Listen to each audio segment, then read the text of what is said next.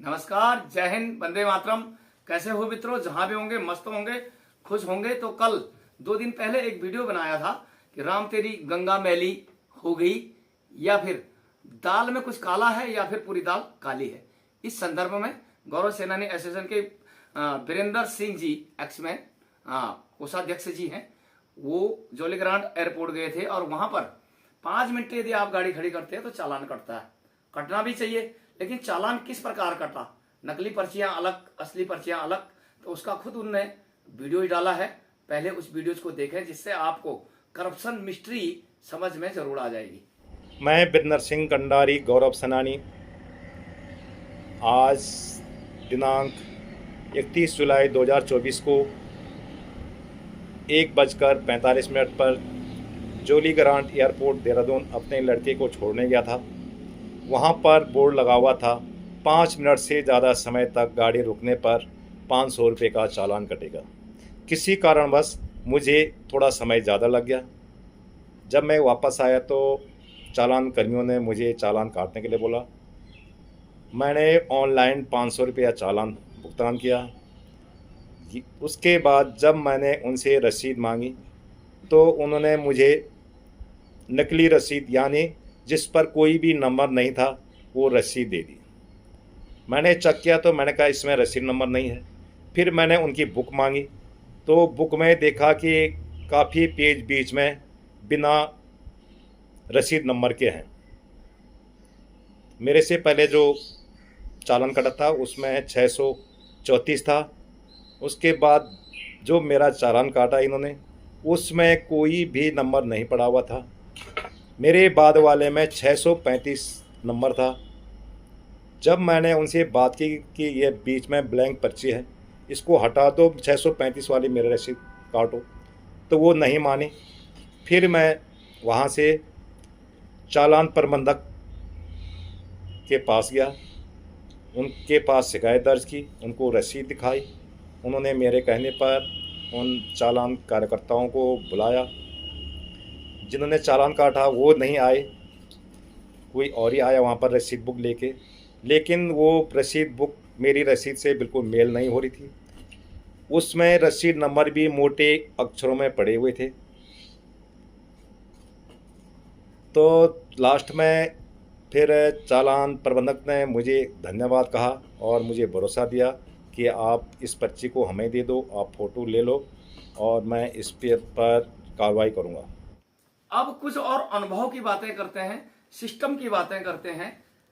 मैं के.एस. परिहार, नैन गढ़वाल से रिटायर हूं और 2021 में पेंशन आया मई में। कोरोना काल चल रहा था।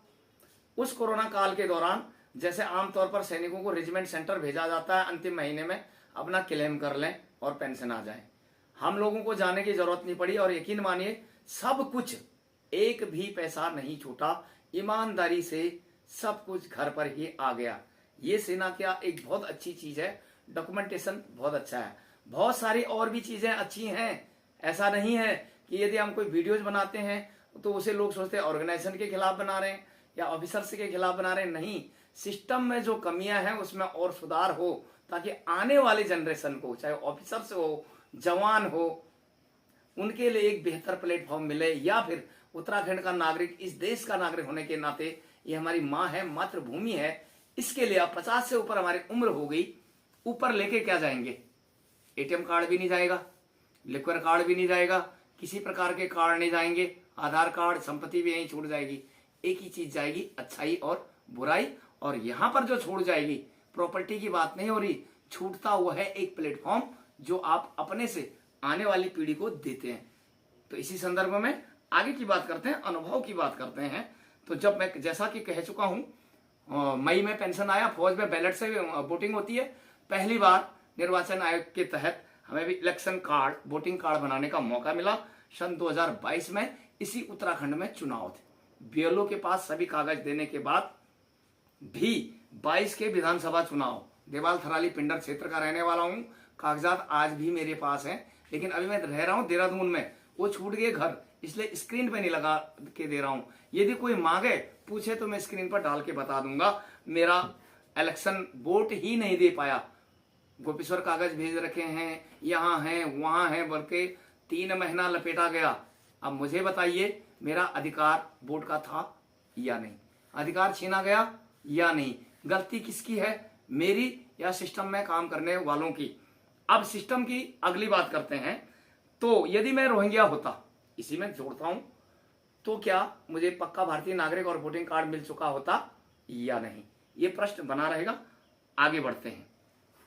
इसके अलावा जमीन जायदाद लेते हैं। फौजी रिटायर होके मैंने भी ली डोईवाला खैरी गांव में। अब खैरी गांव में उस जमाने में रजिस्ट्रियां जो होती थी उसमें फिक्स पता नहीं चल रहा था कि किसकी कहां पर भूमि, हालांकि जमीन पर भूमि पूरी है। तो यहां से खैरी गांव 25 किलोमीटर होता है बनियावाला प्रेमनगर से, जहां पर मैं रहता हूं। तो कई बार विवाद हो जाता है कि ये मेरी है, वो है, भूमाफिया या जो डीलर्स होते हैं अपना काम निकाल के सब सड़क लगते हैं। यकीन मानिए, इसीलिए हम लोगों ने कहा था कि जो 16 सूत्री मांग है उसमें पहले भूमि की जांच हो, पटवारी वगैरह उसका क्लियरेंस दे। मैं भी भोग चुका हूं खुद, जो औरों के लिए लड़ते हैं तो दिया तले अंधेरा, हम लोगों को भी परेशानी है। तो एसडीएम साहब डोईवाला 28/9/22 का पत्र लगा के दे रहा हूं, जो मैंने वहां पर दरखास्त डाली थी, उनने इसकी जांच की जाए करके अपने निचले दर्जे पटवारी अन्य जो एक किसी भी सिस्टम का काम करना होता है, तो 28/9/22 से लेकर पटवारी महोदय 1/10/22 को उसमें साइन करते हैं। मैं किसी का नाम नहीं बता रहा हूं, इतना जरूर कहूंगा मजिस्ट्रेट साहब ने फुल हेल्प की, नाम किसी का नहीं ले रहा हूं, लेकिन सवाल सिर्फ इतना रखिए कि सिस्टम काम कैसे करता है। पूरे दिन लगे 4। उसके बाद राजस्व निरीक्षक महोदय होते हैं, आज यहाँ है, कल वहां है, परसों वहां है, कानून गो कहते हैं उनको, और उन्होंने उसमें अपना सिग्नेचर करे 20/10/2022।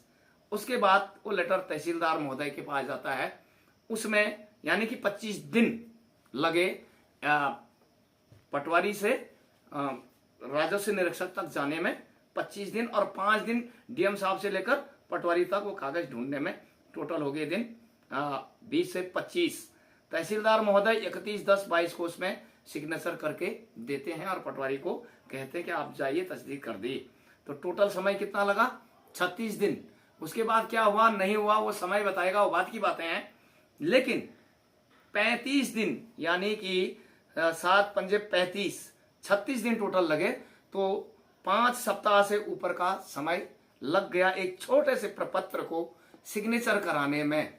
तो मुझे बताइए, राजस्व विभाग नाम है उसका, क्या राजस्व देंगे आप भारत सरकार अब उत्तराखंड सरकार को? फिर अगर वेतन टाइम पे नहीं आया तो उस केंद्रीय कर्मचारियों का तो आता है, हमारा नहीं आ रहा, आएगा कहां से? राजस्व कमा के दे क्या रहे हो? एक कागज पे लगा रहे हो दिन कितने, 35। ये अंदर का सच है। अगला अनुभव की बात करते हैं। या तो इतने दिन इसलिए लगे लेन देन से काम होता होगा, शायद मेरे से किसी ने मांगा नहीं, लेकिन घुमाया बहुत है। 25 किलोमीटर आना, 25 जाना, न जाने कितने चक्कर काटे होंगे। तो 500 किलोमीटर से ऊपर का तो मेरा तेल पानी ही लग गया होगा।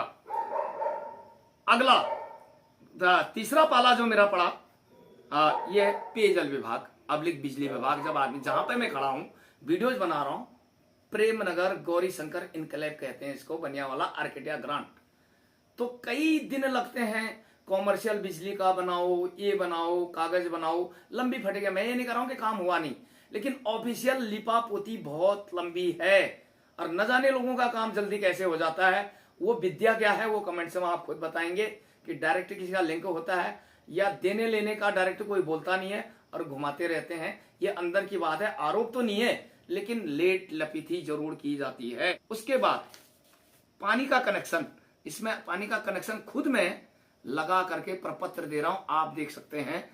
3/8/2022 का कनेक्शन है, और जब 2 साल तक बिल नहीं आया, खुद मैं दफ्तर में गया हूं, और वो 9/7/2024 को उन्होंने वहां से लिख के दिया कि कंप्यूटर में आपका नाम चढ़ा हुआ है, बिल आ जाएगा। मैं याद कर रहा हूं 2 साल बाद जो ड्यूटी आपकी बनती थी वो मैं कर रहा हूं। 2 सालों से भारत सरकार को पानी का बिल जाता। भारत सरकार अभी उत्तराखंड पेयजल विभाग जो भी है, प्रधानमंत्री जल नल योजना, पेयजल योजना, विश्व बैंक की योजना जिसे आप कहते हैं, कनेक्शन ही माफ है, बिल तो माफ नहीं है। बकायदा मीटर लग रखे हैं, घर पे मीटर लग रहा है, तो कागज कहां से लाओ, प्रमाण लाओ। तो ये है, इसलिए गया था, और ये 2 साल इन्होंने खुद ही लेट कर दिया है। और अभी तक मुझ पर बिल नहीं आया। बिल आना चाहिए था और आ जाना चाहिए, ये था अगली बात।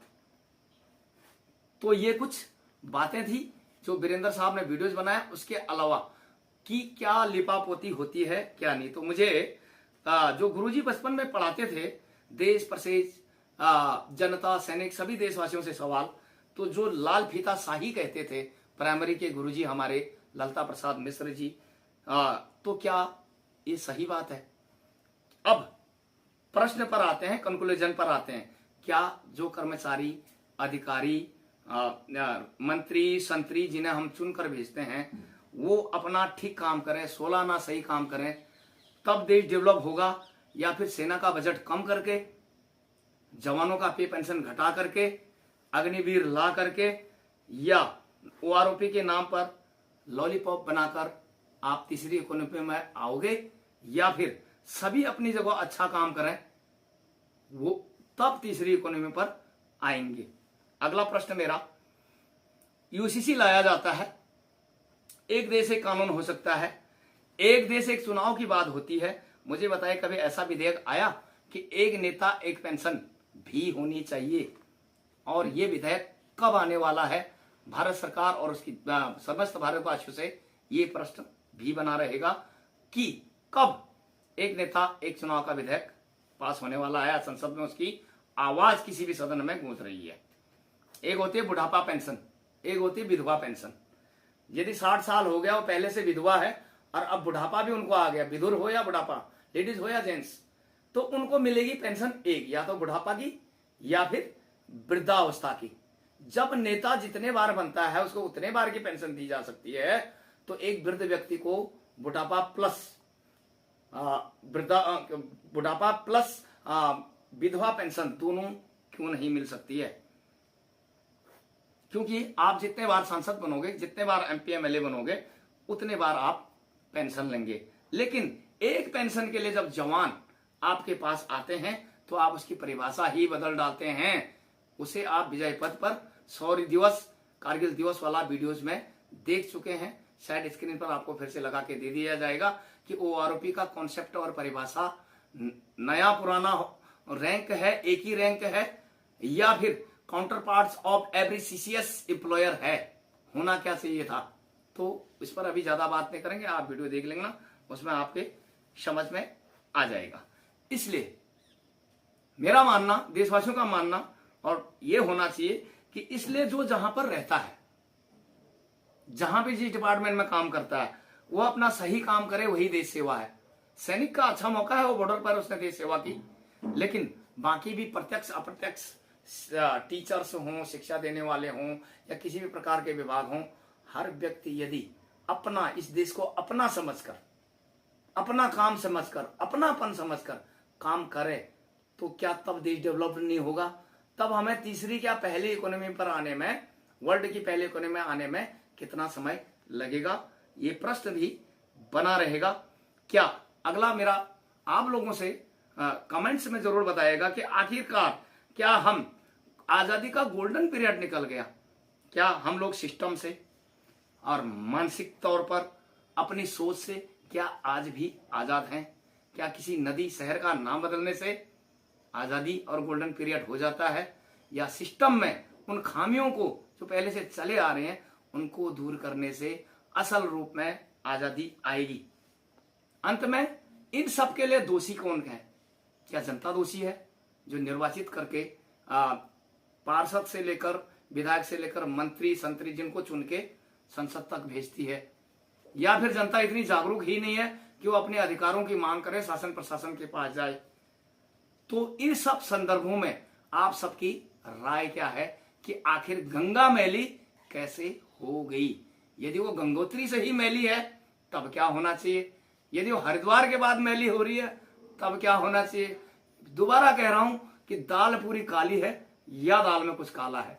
इन सब के लिए हम सबको, पूर्व सैनिकों को, समाज सेवियों को, इस देश प्रदेश की जनता को कितना जागरूक होना चाहिए, अपने अधिकारों के बारे में कितना जानना चाहिए, ये प्रश्न बना रहेगा, ताकि एक आने वाली पीढ़ी के लिए, जैसे वीडियो के फर्स्ट में बता चुका हूं कि आने वाले जनरेशन यूथ्स के लिए हम क्या प्लेटफॉर्म छोड़कर जा रहे हैं। व्यक्ति वही है जो 25 साल आगे सोचे, जिसे दूरदर्शिता कहा जाता है। तो इन सब पे बने रहें विजय पथ के साथ और अपने कमेंट बॉक्स में जरूर दें। धन्यवाद, नमस्कार, जय हिंद, वंदे मातरम।